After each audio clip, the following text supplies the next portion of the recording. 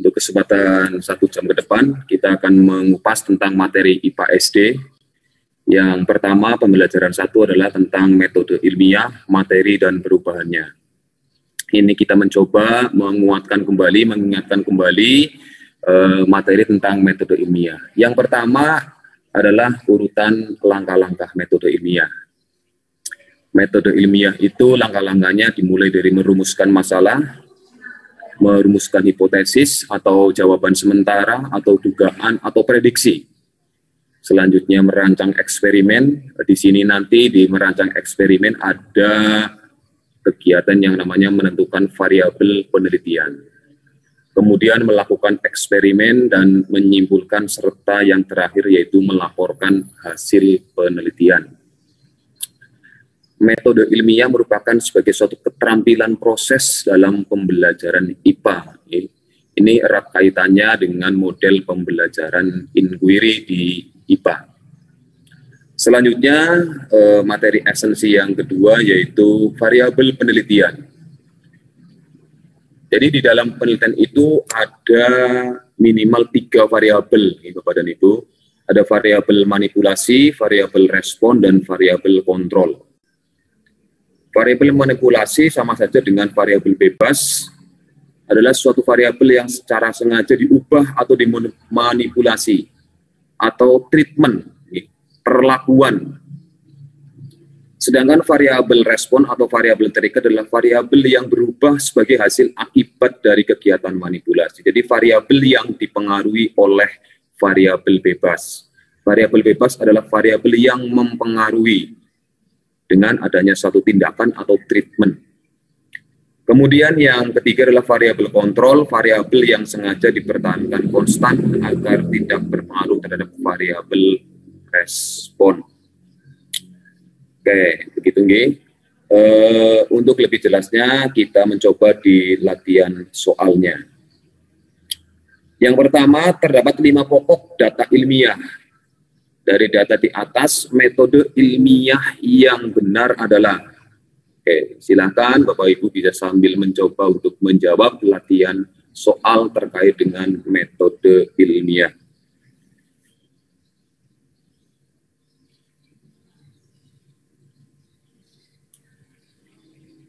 Sudah ada yang menjawab Bu Anis di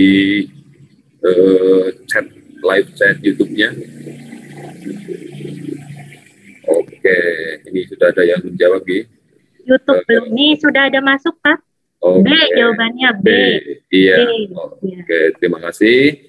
Jadi dari data di atas, urutan metode ilmiah yang benar adalah yang pertama merumuskan masalah, menyusun hipotesis, mengadakan eksperimen, menyampaikan hasil eksperimen, dan yang terakhir yaitu menarik kesimpulan. Oke, terima kasih.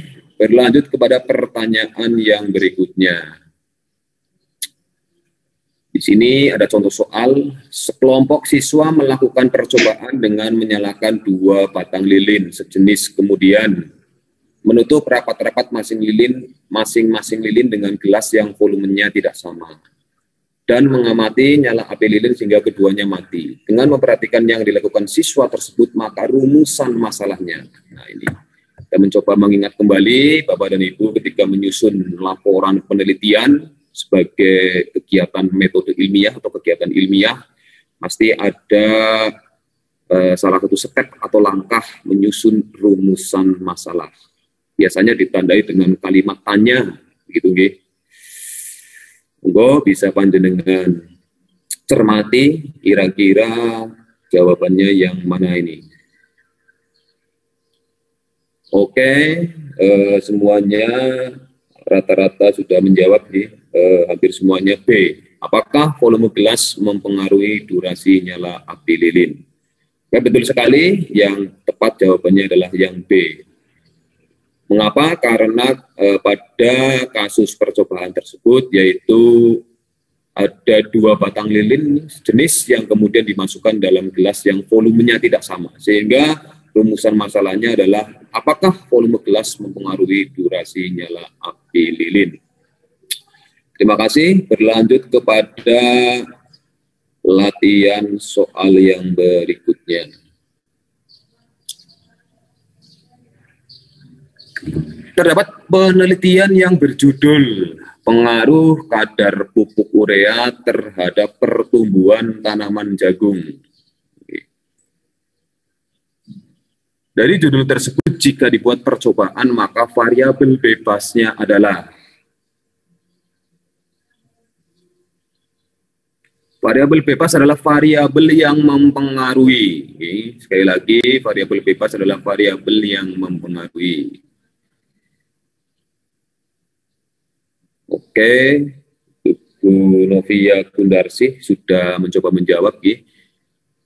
Jadi variabel bebasnya adalah pengaruh kadar pupuk ini yang A, yaitu ini yang mempengaruhi pertumbuhan tanaman jagung. Jadi pengaruh kadar pupuk urea mempengaruhi pertumbuhan tanaman jagung. Pertumbuhan tanaman jagung dipengaruhi oleh pengaruh kadar pupuk urea, sehingga karena dipengaruhi pertumbuhan tanaman jagung sebagai variabel terikat. Begitu Bapak dan Ibu, teman-teman semuanya, sebagai gambaran terkait dengan metode ilmiah. Tadi sudah kita mencoba membahas beserta latihan soal tentang langkah-langkah metode ilmiah beserta dengan penentuan variabel. Selanjutnya, yang berikutnya adalah tentang materi dan perubahannya. Materi dan perubahannya. Ini materi di kelas 5 kalau tidak salah. Jadi perubahan itu ada yang pertama yaitu perubahan fisika. Perubahan fisika adalah perubahan yang terjadi pada suatu zat atau materi tanpa disertai terbentuk zat baru. Jadi tidak ada atau tidak terbentuk zat baru. Yang berubah hanya terjadi pada bentuk, warna, ukurannya saja. Ternyata perubahan fisika ini ada 6. Yang pertama yaitu menyublim, mengkristal, menguap, mengembun, membeku, dan melebur. Gitu Bapak dan Ibu, teman-teman semuanya. Jadi perubahan wujud yang ada 6 itu merupakan perubahan fisika. Menyublim dari padat menjadi gas, mengkristal gas menjadi padat, kemudian menguap dari cair menjadi gas, kemudian mengembun dari gas menjadi cair, membeku cair menjadi padat, dan melebur padat menjadi cair. Sebagai contoh ketika air membeku, air membeku. Setelah menjadi es batu, maka komposisinya tetap adalah air. Di dalamnya air, tetapi bentuknya saja, ukurannya yang berbeda. Selain itu, di dalam perubahan fisika ini bisa kembali semula. Artinya, seperti tadi yang dicontohkan, ketika es cair membeku, setelah membeku bisa kembali lagi menjadi benda cair dengan mencair. Selanjutnya, untuk perubahan materi yang berikutnya adalah perubahan kimia. Jadi ada 2 perubahan, fisika dan kimia. Perubahan kimia adalah perubahan suatu zat yang menghasilkan zat baru. Nah, ini berbeda dengan fisika, lawannya. Fisika tanpa membentuk zat baru, kalau kimia menghasilkan zat baru. Perubahan kimia ini bersifat permanen, yang artinya zat hasil terbentuknya tidak dapat diubah lagi menjadi zat asalnya. Sebagai contoh, fermentasi, peragian, dekomposisi, pembusukan, sintesis, pembentukan senyawa, pembakaran, dan perkaratan. Besi berkarat, besi bereaksi terhadap cuaca, suhu, oksigen, dan air. Untuk lebih jelasnya, kita mencoba ke bentuk latihan soalnya. Yang pertama, perhatikan pernyataan berikut. Yang merupakan peristiwa perubahan zat secara kimia adalah, monggo Bapak dan Ibu bisa mencermati, ada 4 pilihan: membakar kayu, fermentasi tape, mendidihkan air, dan pengaratan besi. Manakah yang termasuk sebagai peristiwa perubahan zat secara kimia? secara kimia. A, B, C, atau D. Oke. Sudah ada yang menjawab, Bu Anis? Oh. Sudah, Pak. Iya, oke. Ada yang jawabannya C. Ada yang A, ada yang C, begitu nggih? Ya. Oke, iya. Jadi sesuai dengan materi di atas tadi, perubahan zat secara kimia, artinya itu adalah membentuk zat baru, tidak bisa kembali semula. Sehingga untuk pilihan 1, 2, 3, dan 4 ini yang termasuk perubahan zat secara kimia adalah 1, kemudian 2, dan 4. C, oke. Ini pembakaran, fermentasi, dan perkaratan. Sedangkan yang nomor 3 ini adalah mendidihkan air, itu perubahan fisika.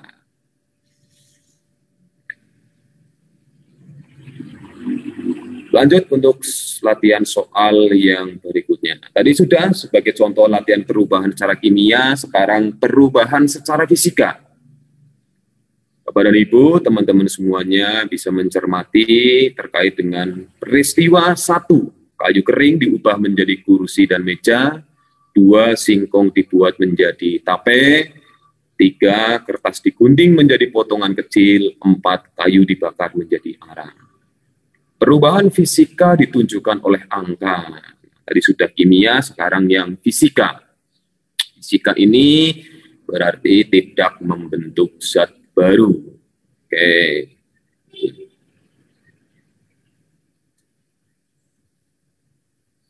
Sudah ada yang menjawab? Ini Pak Suhidin, B, Novia Gundarsi, Bu Novia, Bu Rita, rata-rata semuanya, ada yang B, ada yang A, ada yang D. Oke. Konsep perubahan fisika adalah tanpa membentuk zat baru, Oke, sehingga yang termasuk dalam perubahan fisika pada peristiwa berikut ini adalah nomor 1 dan nomor 3. Jawabannya berarti yang B, 1 dan 3. Oke. Begitu teman-teman semuanya terkait dengan materi perubahan fisika dan perubahan kimia.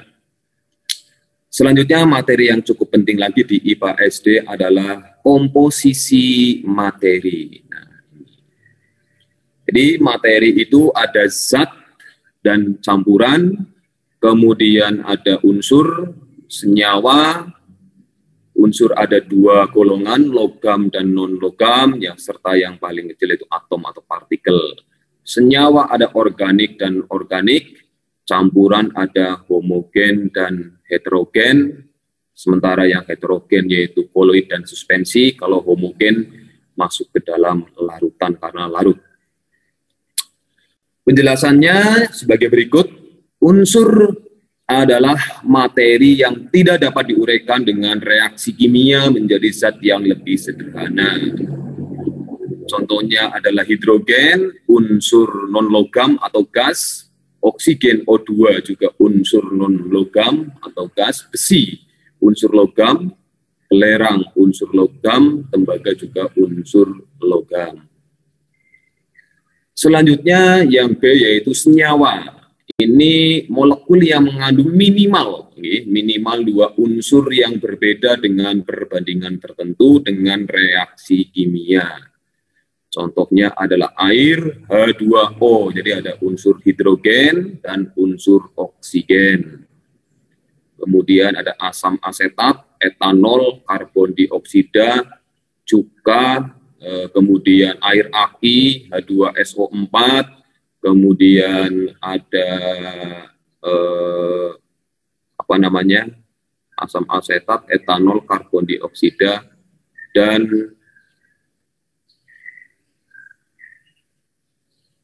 misalkan lagi adalah cuka makanan CHOO3.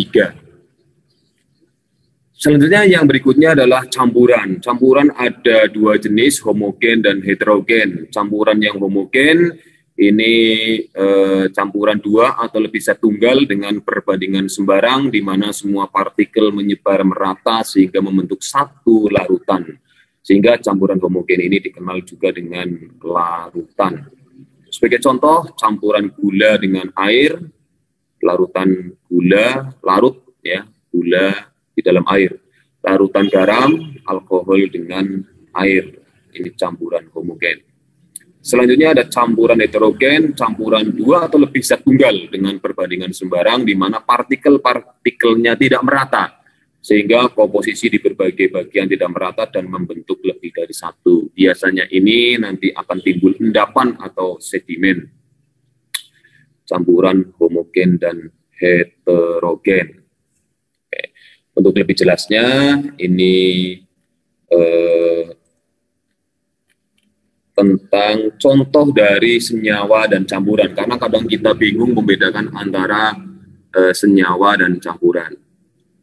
Senyawa, ini tadi natrium klorida, ini sebagai bahan pembuatan garam dapur, NaCl, jadi minimal ada dua unsur, natrium dan klorida, sukrosa atau gula, pemanis gula, asam klorida, ini digunakan pembersih rantai, HCl, asam asetat, CH3COOH, cuka makan, asam sulfat, H2SO4, pengisi aki, air, H2O, urea, CONH22, pupuk, asam askorbat, C6H806, vitamin C, aspirin, C9H804, obat sakit kepala, soda gue, NaHCO3, ini bahan pembuatan roti. Selanjutnya untuk jenis campuran. Oke, air sirup, ini komponen penyusun campuran air mineral, gula, dan sari buah. Perunggu, nah ini, perunggu ternyata bukan unsur, Bapak dan Ibu. Perunggu ini masuknya ke dalam campuran, yaitu komponen penyusunnya adalah tembaga dan timah. Selanjutnya kuningan juga termasuk campuran, komponen penyusun campurannya yaitu tembaga dan seng. Yang keempat, air kopi, ya jelas ini air, bubuk, kopi, dan gula pasir. Teh manis, air, teh, dan gula, minuman ringan, serta es krim. Oke. Berikutnya untuk latihan soalnya. Silakan Bapak dan Ibu, teman-teman semuanya bisa mencermati soal yang kami tampilkan. Berikut ini adalah nama beberapa zat. Di antara zat-zat tersebut yang termasuk campuran adalah ada udara, gula pasir, air laut, air murni, dan emas. Ini yang mana termasuk campurannya. Oke. Sudah ada yang menjawab, semuanya ada yang B, ada yang C, ada yang D. Oke, campuran adalah tadi yaitu pengertiannya merupakan campuran dari berbagai zat tanpa reaksi kimia. Kalau emas nomor 5, nah ini nomor 5 ini merupakan unsur air murni, air H2O merupakan senyawa, sehingga nomor 4 dan nomor 5 tidak termasuk campuran. Gula pasir, gula, ini juga senyawa tadi, gula pemanis gula. Nah, ini udara dan air laut yang merupakan campuran. Karena udara bebas itu campuran dari berbagai jenis udara, jadi ada hidrogen, oksigen, karbon dioksida, semuanya menyatu tanpa reaksi kimia. Kemudian juga air laut, ada garam, ada air, ada zat-zat yang ada di dalam air laut tersebut. Sehingga untuk jawaban soal tersebut adalah 1 dan 3, yaitu A. Oke. Ya masih belum keliru, nanti bisa ya masih keliru, Bapak dan Ibu, nanti bisa kami share untuk materi PowerPoint-nya melalui grup WA. Selanjutnya di perubahan materi, karena tadi ada materi dan perubahan materi. Yang pertama yaitu tadi perubahan fisika, maaf kami ulangi, metode pemisahan campuran maksudnya, metode pemisahan campuran. Jadi campuran bisa dipisahkan dengan menggunakan teknik yang pertama yaitu penyaringan. Metode pemisahan yang digunakan untuk memisahkan cairan dan padatan yang tidak larut dengan menggunakan penyaring berdasarkan perbedaan ukuran partikel. Nah, ini mudah dianalisis, contohnya adalah menyaring air yang bercampur pasir dengan kertas saring sehingga pasir tertinggal di kertas saring. Pemisahan bubuk kopi pada air kopi. Pemisahan campuran yang kedua yaitu pengkristalan atau kristalisasi. Nah, ini proses perubahan wujud dari gas menjadi benda padat. Contohnya adalah lubang knalpot menjadi hitam dan mengering karena gas CO2, pemisahan gula putih dari tebu, pembuatan garam dari air laut melalui penguapan atau evaporasi. Pemisahan campuran yang berikutnya adalah penyulingan atau distilasi. Kalau distilasi ini kata kuncinya ada di dalam proses destilasi. Pemisahan campuran didasarkan pada perbedaan titik didih. Jadi perbedaan titik didih. Sebagai contoh yaitu proses produksi bensin, air suling, alkohol, dan minyak tanah. Selanjutnya yaitu kromatografi. Nah, ini mungkin yang istilah atau definisinya masih belum familiar. Kromatografi merupakan pemisahan molekul berdasarkan perbedaan pola pergerakan. Jadi didasarkan pada perbedaan pola pergerakan molekul. Nah, ini contohnya ada pemisahan zat warna dalam tinta. Selanjutnya dalam dunia kedokteran, kromatografi digunakan untuk menganalisis kandungan obat-obatan pada sampel urin. Oke, contoh soalnya ini Bapak dan Ibu, teman-teman semuanya bisa memperhatikan contoh soal yang kami tampilkan. Pemisahan campuran air dan alkohol didasarkan pada tadi campuran air dan alkohol didasarkan pada apakah kelarutan dalam air, perbedaan titik didih, perbedaan zat maupun massa jenis zat. Oke.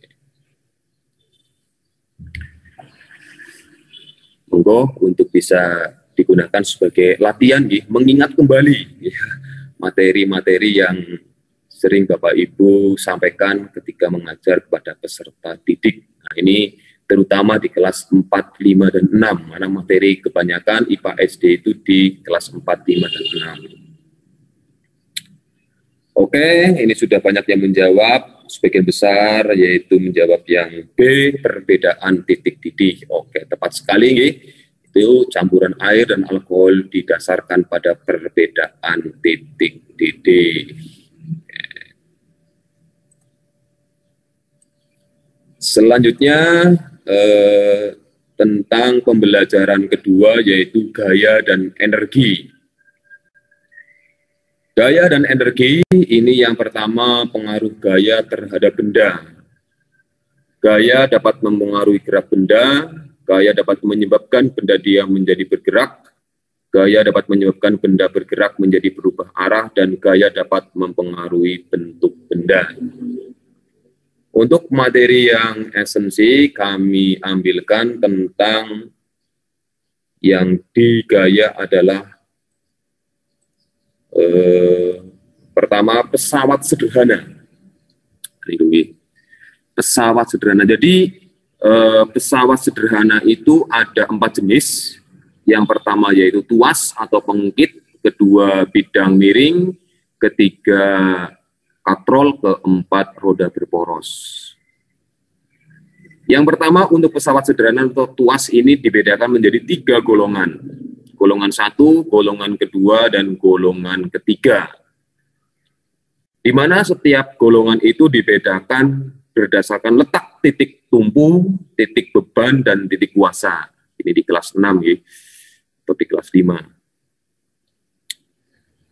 Tuas golongan pertama yaitu titik tumpunya di tengah sebagai contoh gunting, kemudian ada palu dan sebagainya. Kemudian tuas golongan kedua yaitu bebannya yang di tengah. Nah, itu pemotong kertas, kemudian pemecah kemiri, pembuka tutup botol, handle rem, kemudian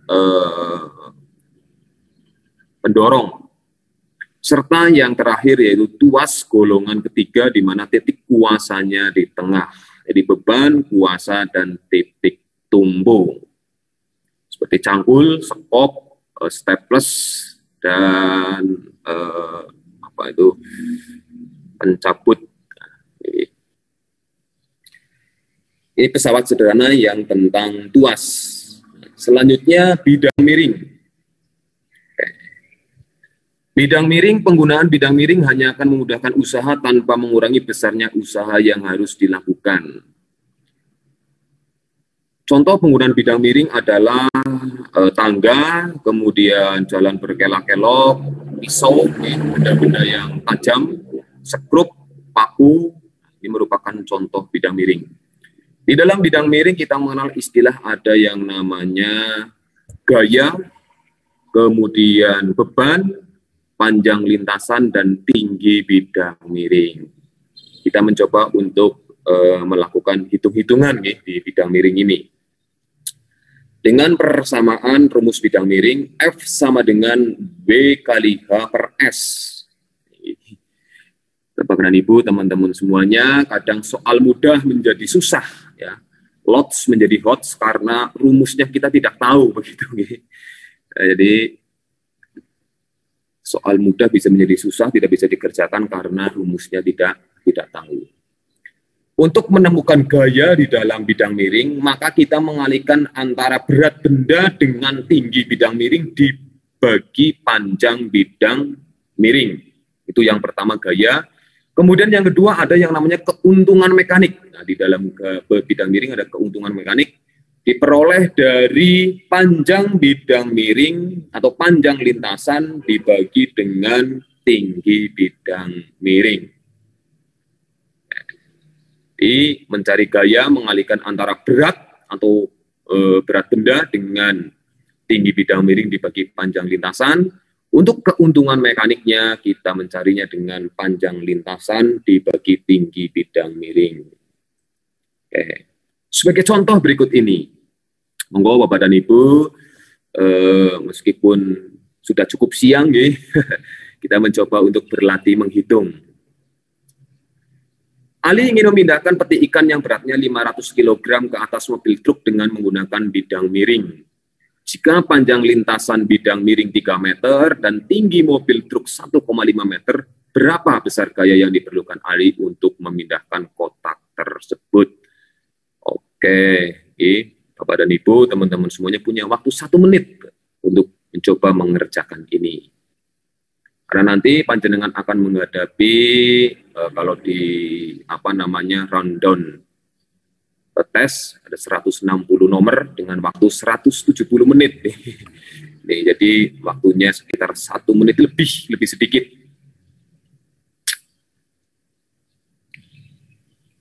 Oke, ini ada yang menjawab berapa ini? Ada yang A, ada yang C, ada yang C. Oke. D. Jadi beratnya atau W-nya adalah 500, panjang bidang miringnya atau panjang lintasannya atau S-nya adalah 3, berarti 500 kali 3, kemudian dibagi tinggi, yaitu 1,5. Di pembahasannya 3, 500 dibagi 2, 250 Newton. Oke, berarti yang menjawab D ini sudah betul, Oke. 250 Newton. Itu untuk bidang miring. Selanjutnya yang berikutnya adalah energi. Ini karena kita dibatasi waktu, sehingga kami menyampaikan cukup cepat Bapak dan Ibu. Berikutnya adalah energi. energi. Energi yang kami ambil atau kami coba ulas kembali yaitu tentang energi listrik, di mana di dalam energi listrik ada hukum Ohm, di mana besar arus listrik yang mengalir melalui sebuah penghantar atau konduktor berbanding lurus dengan beda potensial atau tegangan yang diterapkan kepadanya dan berbanding terbalik dengan hambatannya. Nah, ini. Jadi I merupakan kuat arus, ampere, V yaitu tegangan volt, R yaitu hambatan, ohm satuannya. I sama dengan V per R, gitu, okay. Ini juga soal yang cukup mudah, tetapi kalau rumusnya kita tidak tahu, ya kita akan kesulitan untuk mengerjakannya. Sebagai contoh soal, nah ini. Sebuah rangkaian lampu memiliki tegangan sebesar 100 volt dengan hambatan 25 ohm. Berapakah kuat arus listrik yang diperlukan? Kuat arus listrik I ya, itu sudah diketahui tegangannya, V, hambatannya R juga sudah diketahui.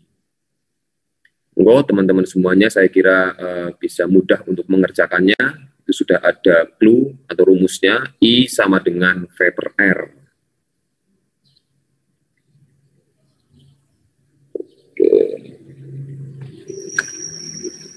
Langsung saja nggih, Bapak dan Ibu, kita coba bahas.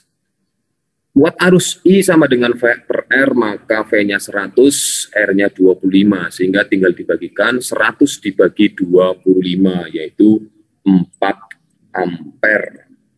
Oke.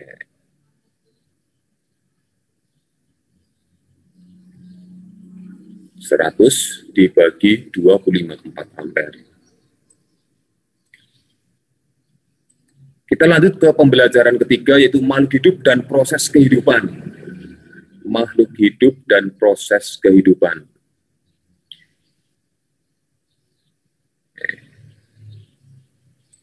Yang pertama, kita mencoba mengingat kembali di makhluk hidup. Yang pertama, organ pernapasan.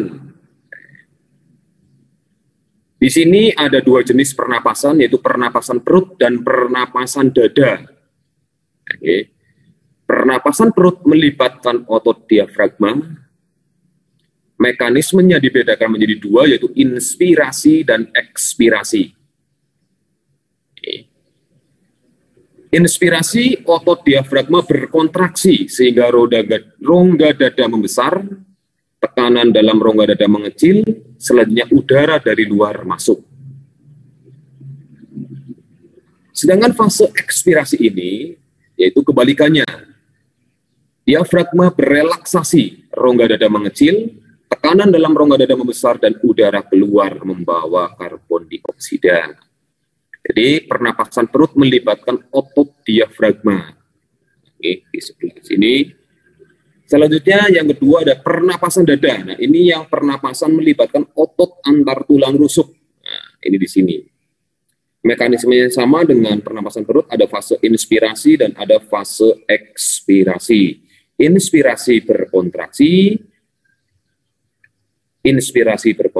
ekspirasi berrelaksasi.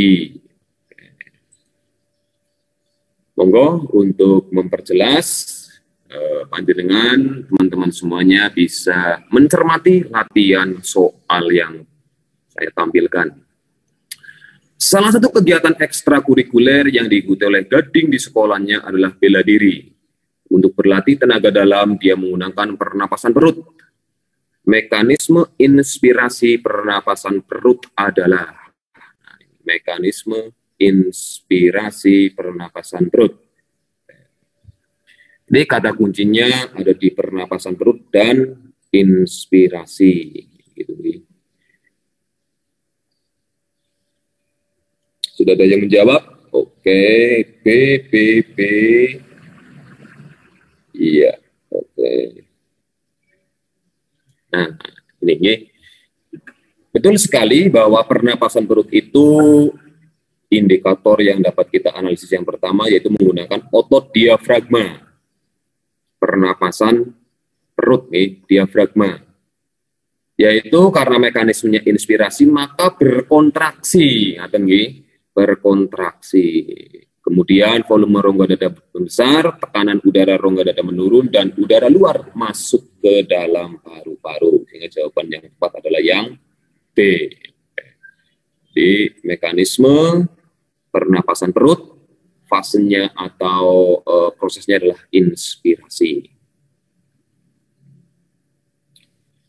Setelah organ pernapasan, yaitu masuk ke organ pencernaan. Oke, teman-teman semuanya, di organ pencernaan ini kita mengenal yang namanya beberapa enzim. Nah, ini enzim, ini di kelas 6.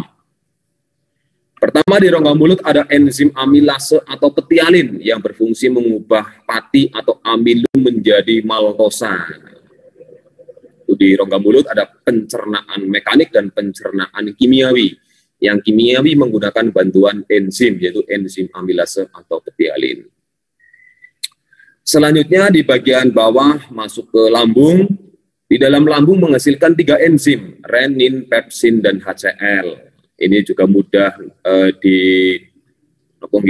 dipahami karena memang antara nama enzimnya dengan fungsinya itu memiliki nama yang hampir sama. Sebagai contoh, renin, enzim mengubah kasein menjadi kaseinogen menjadi kasein. Pepsin mengubah protein menjadi pepton. Pepsin, protein menjadi pepton. Yang ketiga ada asam lambung HCl. Nah, ini yang mungkin agak sedikit berbeda, membunuh bakteri yang masuk. HCl, pepsin, dan renin. Selanjutnya di pankreas, jadi rongga mulut, lambung, dan pankreas. Pankreas ini menghasilkan 4 enzim, amilase, tripsin, lipase, dan karbohidrase. Amilase mengubah amilum menjadi maltosa, amilum, maltosa, tripsin, protein menjadi asam amino, lipase, lemak menjadi asam lemak, dan gliserol. Selanjutnya karbohidrase fungsi untuk mencerna maltosa.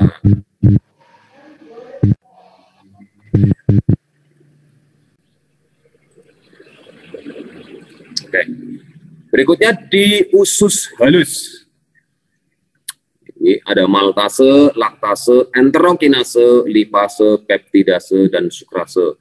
Ini pun nama enzimnya dengan fungsinya ini juga memiliki nama yang hampir sama. Sebagai contoh, maltase berfungsi mengubah maltosa menjadi glukosa. Laktase mengubah laktosa menjadi galaktosa dan glukosa. Enterokinase mengubah enzim tripsinogen menjadi tripsin. Lipase lemak menjadi asam lemak atau gliserol.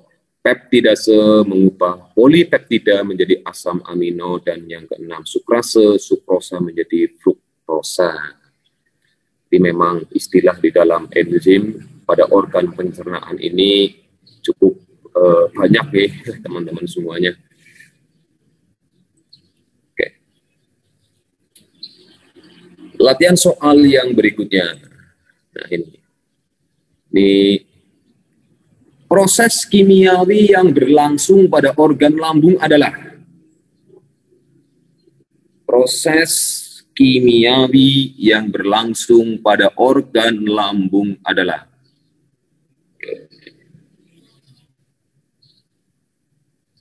lambung. Lambung tadi menghasilkan enzim amilase, lipase, dan lambung HCl, renin, dan pepsin. HCl, renin, dan pepsin. Sehingga pada proses kimiawi yang berlangsung pada organ lambung, maka jawabannya adalah yang C ini, renin. Mengubah kasein menjadi kaseinogen. Soal yang berikutnya, nah ini. Enzim yang berfungsi mengubah protein menjadi pepton. Protein menjadi pepton dihasilkan oleh organ. Protein menjadi pepton dihasilkan oleh organ.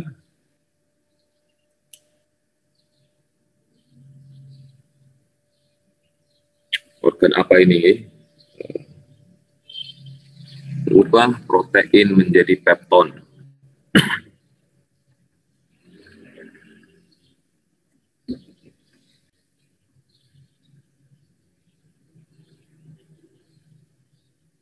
Oke, Sangga Aririna Bu Aris Juliani, Bu Pipit ini sudah menjawab ya. Ada yang A, ada yang D, ada yang C. Oke, ini. Jadi sesuai dengan pembahasan di awal tadi, protein menjadi pepton dia di apa namanya merupakan tugas dari enzim yang dihasilkan oleh organ lambung nih, lambung. Jadi di lambung ada amilase, lipase, dan tripsin di lambung. Ginjal bukan merupakan organ pencernaan, usus besar tidak menghasilkan enzim, mulut dan tadi menghasilkan enzim amilum tialin, ya. Enzim tialin mengubah amilum menjadi glukosa, sehingga yang tepat jawabannya adalah yang A. Berlanjut kepada makhluk hidup, yaitu ada organ mata, ya. Organ mata. Ini organ mata. Organ mata yang pertama adalah cacat mata. Cacat mata yang pertama ada rabun jauh atau miopi, di mana mata yang mengalami rabun jauh tidak dapat melihat benda-benda yang jaraknya jauh. Dikarenakan bayangan benda jatuhnya di depan retina. Di retina ini di sini. Retina ini di sini. Ini bayangan benda jatuhnya di depan retina. Maka harus ditolong menggunakan kacamata berlensa cekung atau minus atau negatif supaya bayangan benda jatuhnya di retina. Rabun jauh. Selanjutnya ada rabun jauh, ada rabun dekat atau hipermetropi. Hipermetropi. Rabun dekat. Mata yang mengalami rabun dekat tidak dapat melihat benda-benda yang jaraknya dekat. Oke, karena bayangan benda jatuhnya di belakang retina, sehingga harus ditolong menggunakan lensa cembung plus atau positif, ya, supaya bayangan benda jatuhnya di retina. Selanjutnya, cacat mata yang berikutnya ada presbiopi dan astigmatisme. Cacat mata tua dinamakan dengan presbiopi karena memang orang yang sudah tua biasanya daya akomodasinya sudah berkurang. Maka untuk dapat melihat jauh dengan jelas dan untuk membaca pada jarak normal, penderita presbiopi ditolong dengan kaca berlensa rangkap atau kacamata biofokal yang terdiri atas dua lensa, yaitu lensa cekung dan lensa cembung. Dan yang keempat, yaitu ada astigmatisme atau mata silinder. Ini gangguan penglihatan akibat kelainan pada kelengkungan kornea atau lensa. Kondisi ini menyebabkan pandangan kabur baik dalam jarak dekat maupun jarak jauh. Itu tadi 4 tentang cacat mata, rabun jauh, rabun dekat, mata tua, presbiopi, dan astigmatisme. Contoh soalnya, monggo. Teman-teman dapat mencermati latihan soalnya. Pada lukisan jalannya sinar sejajar yang jatuh pada lensa mata, ternyata sinar biasnya jatuh seperti tapak pada gambar. Nah ini, jenis cacat mata yang dialami mata tersebut dan jenis lensanya untuk menolong cacat mata tersebut adalah ada hipermetropi, miopi, cekung, cembung. Ini kira-kira yang mana ini? Monggo, teman-teman bisa menganalisis. Kira-kira yang mana ini?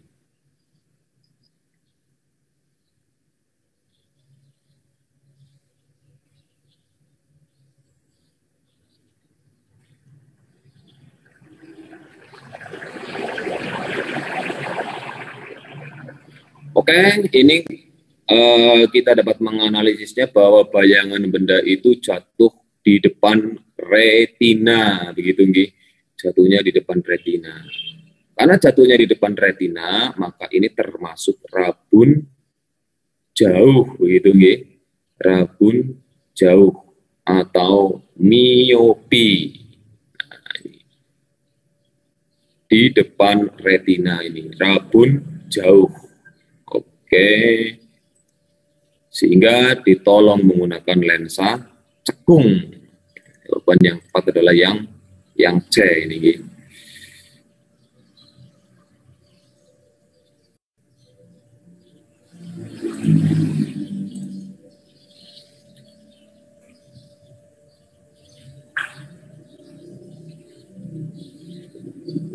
Yang C.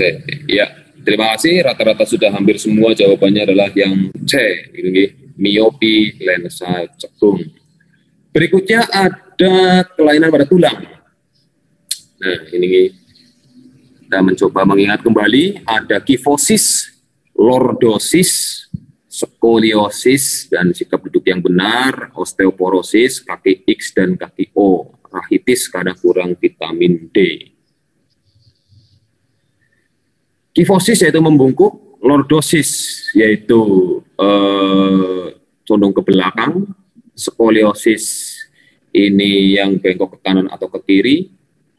Ini kifosis, lordosis, dan skoliosis.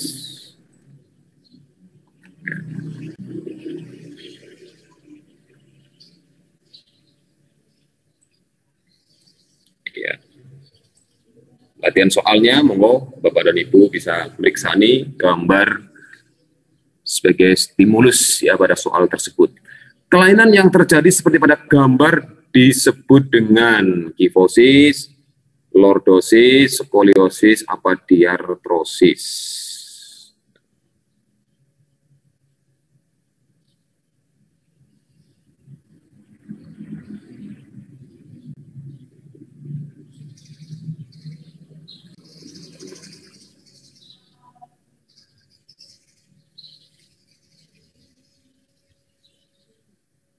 Oke, kifosis nih Bapak dan Ibu, ini membungkuk merupakan kifosis. Kalau ke belakang lordosis, kalau ke kanan atau ke kiri adalah skoliosis. Oke, sudah. Berikutnya di makhluk hidup tumbuhan. Ini yang kami ambil adalah tentang reaksi fotosintesis. Nih. Seperti yang sudah kita ketahui semuanya, fotosintesis adalah proses pembentukan bahan organik dengan bantuan energi cahaya, di mana reaksi kimia fotosintesis yaitu 6CO2 plus 6H2O, bantuan cahaya matahari menghasilkan glukosa, C6H12O6 plus 6O2 atau 6 oksigen. Di sini ada dua percobaan, yaitu percobaan Sachs dan percobaan Ingenhousz, di mana masing-masing percobaan ini membuktikan dua hal yang berbeda. Kalau percobaan Sachs ini, garis poinnya adalah fotosintesis memerlukan cahaya dan fotosintesis menghasilkan amilum atau glukosa. Ini di percobaan Sachs. Dibuktikan dengan bagian daun yang tidak terkena cahaya berwarna pucat karena tidak dapat melakukan fotosintesis sehingga tidak mengandung amilum. Selanjutnya ada percobaan Ingenhousz. Ini membuktikan bahwa fotosintesis menghasilkan oksigen. Organisme yang digunakan adalah tanaman hidrilla. Jadi ada dua percobaan yang membuktikan dua hal yang berbeda. Sachs menghasilkan amilum, Ingenhousz menghasilkan oksigen dengan media tanaman air hidrilla. Contoh soalnya. Monggo Bapak dan Ibu, teman-teman bisa memperhatikan. Sini ada latihan soalnya. Jika pada percobaan tersebut pada air ditambahkan natrium hidrokarbonat NaHCO3, maka perubahan yang terlihat pada percobaan fotosintesis ini adalah dari tanaman hidrilla, corong kaca, air, gelas, dan sinar matahari. Oke. Ini membuktikan bahwa percobaan fotosintesis ini menghasilkan apa? Gitu. Ada yang sudah menjawab A, kemudian ada yang B, Kemudian siapa lagi nih? Belum ada ini.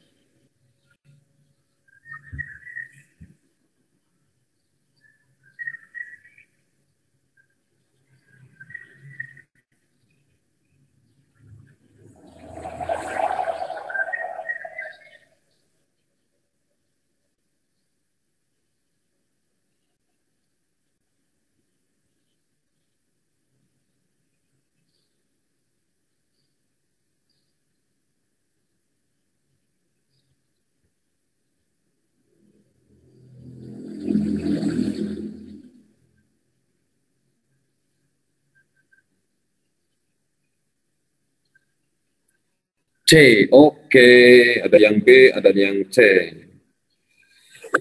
Jadi percobaan fotosintesis ini merupakan percobaan Ingenhousz, ini teman-teman semuanya, di mana ini merupakan membuktikan bahwa percobaan tersebut terjadi untuk menghasilkan oksigen, jumlah oksigen.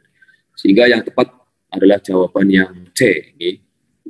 Bukan peningkatan volume air, bukan peningkatan jumlah hidrogen, bukan peningkatan jumlah karbon dioksida, tapi peningkatan jumlah oksigen. Oke, kita lanjut ke pembelajaran keempat. Ini masih ada waktu 5 menit lagi, mudah-mudahan bisa tercover. Itu tentang bumi dan alam semesta.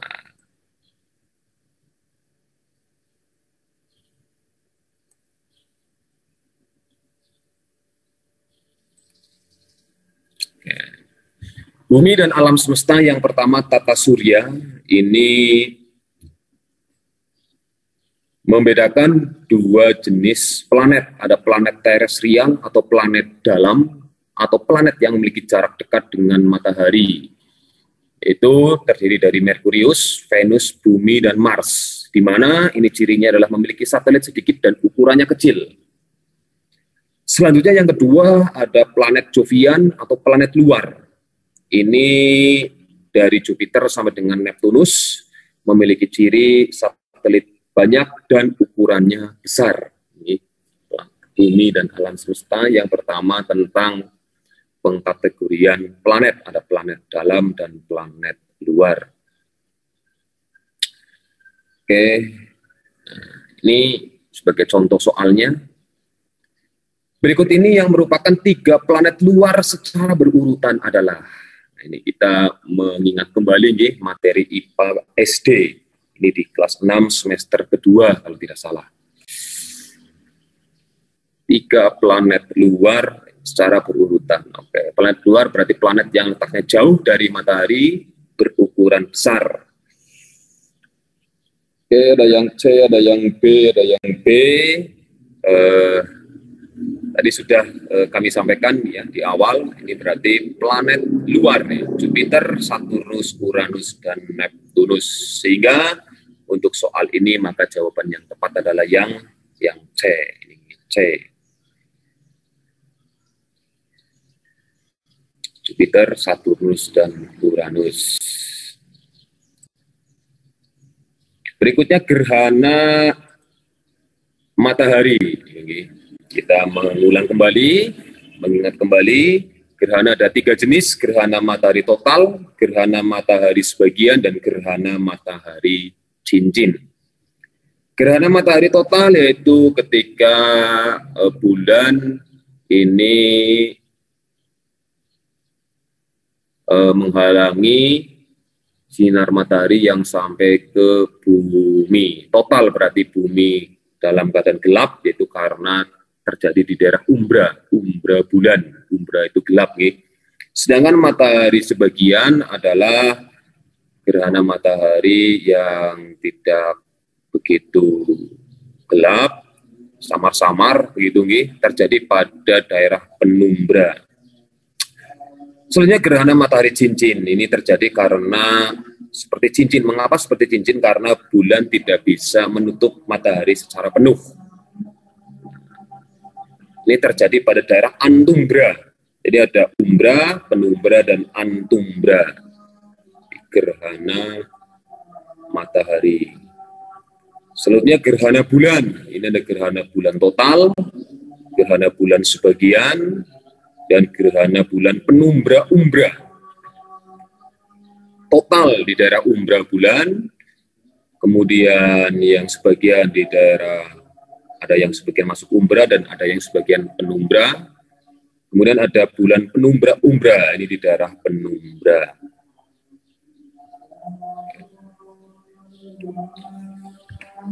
Contoh soal, Bapak dan Ibu bisa mencermati soal yang kami tampilkan. Bagian bumi yang mengalami antumbra, maka mengalami gerhana apa ini?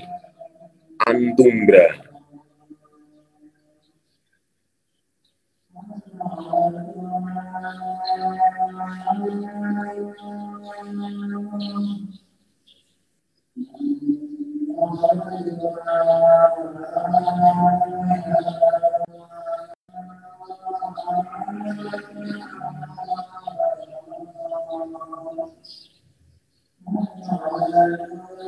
Antumbra tadi kami sampaikan bahwa terjadi gerhana matahari cincin, antumbra cincin, gerhana matahari cincin, yaitu E. Jawabannya E, gerhana matahari cincin, antumbra.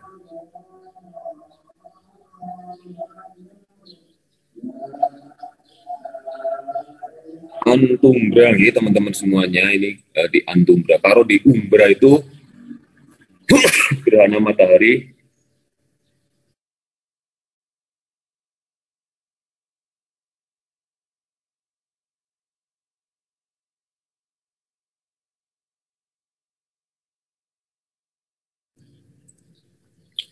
selanjutnya di gerhana, di bumi dan alam semesta ada materi yaitu rotasi dan revolusi bulan dan bumi.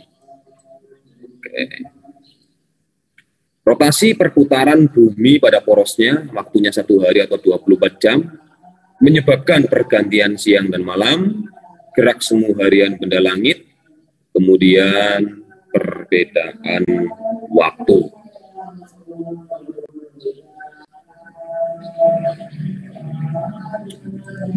Berikutnya ada revolusi. Revolusi perputaran bumi mengelilingi matahari. Waktu periodenya adalah 365 hari 6 jam 9 detik. Nih, 365 seperempat hari ini, maaf, angka 5. Menyebabkan pergantian musim, perubahan lamanya siang dan malam, gerak semu tahunan matahari, dan perbedaan rasi bintang tiap bulan. Selanjutnya, yang berikutnya ada dampak revolusi bulan pada bumi. Terjadinya pasang surut air laut, perubahan bentuk bulan akibat dari rotasi dan revolusi bumi. Pasang surut air laut, perubahan bentuk bulan akibat rotasi dan revolusi bumi. Selanjutnya yang terakhir yaitu perbedaan kalender Masehi dan kalender Hijriah. Kalender Masehi atau kalender matahari atau kalender Samsiah didasarkan pada kala revolusi bumi, yaitu peredaran bumi mengelilingi matahari selama 365 seperempat hari. Jumlah hari dalam 1 tahun ada 365 hari yang biasa, yang kabisat ada 366 hari. Yang kabisat ini merupakan perkalian 1/4 hari kali 4 tahun, 4 tahun. Setiap 4 tahun 1/4 hari dikalikan 4 jumlahnya 1 hari, di tahun keempat ditambahkan pada bulan Februari, yaitu jumlah harinya ada 29 hari.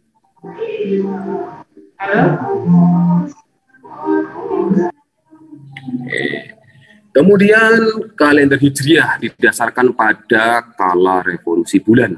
Peredaran bulan mengelilingi bumi selama 29,5 hari. 1 tahunnya ada 354 hari, sedangkan yang kabisat ada 355 hari. Oke. Pada kalender Hijriah juga ada tahun kabisat, jumlahnya 355 hari dalam 1 tahun, kelebihan 1 hari ditambahkan pada bulan Zulhijjah. Oke, jadi antara kalender Masehi dengan kalender Hijriah ini selisihnya 11 hari. Oke.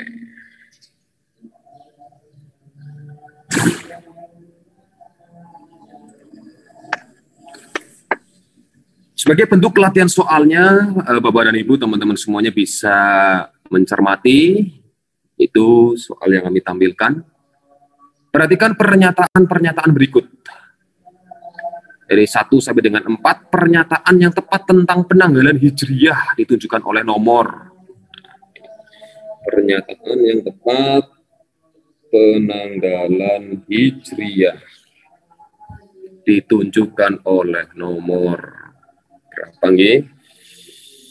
Oke, nomor Hijriah berarti periode revolusi bulan mengelilingi bumi. 1 tahunnya 354 hari. Itu 1 dan 4. Begitu nih, jawabannya adalah B. Oke. Terakhir nih, Bapak dan Ibu, teman-teman semuanya, yaitu materi pembentukan tata surya. Pembentukan tata surya, teori pembentukan tata surya. Ada 8 teori terkait dengan pembentukan tata surya. Yang pertama yaitu teori kabut atau nebula dari Immanuel Kant. Ini menyampaikan bahwa tata surya berasal dari kabut dan gas yang berputar lambat. Nah, jadi kuncinya berputar lambat, berarti itu teori kabut. Berikutnya teori Simon de Laplace. Ini yang kebalikan dari teori kabut. Oke. Kalau kabut tadi berputar lambat, ini berputar cepat dan mempunyai suhu yang sangat tinggi. Selanjutnya ada teori awan debu atau yang disampaikan oleh Kuiper. Di tata surya terbentuk dari gas dan debu yang berkumpul. Di gas dan debu, awan debu. Teori dari Kuiper. Selanjutnya ada teori planetasimal. Teori ini mengatakan bahwa matahari sudah ada di tata surya, tapi pada suatu waktu terdapat bintang yang ukurannya sebesar matahari mengorbit di dekat matahari, menyebabkan ada partikel matahari yang terseret keluar. Itu teori planetasimal. Berikutnya ada teori apa lagi? Yaitu teori Big Bang.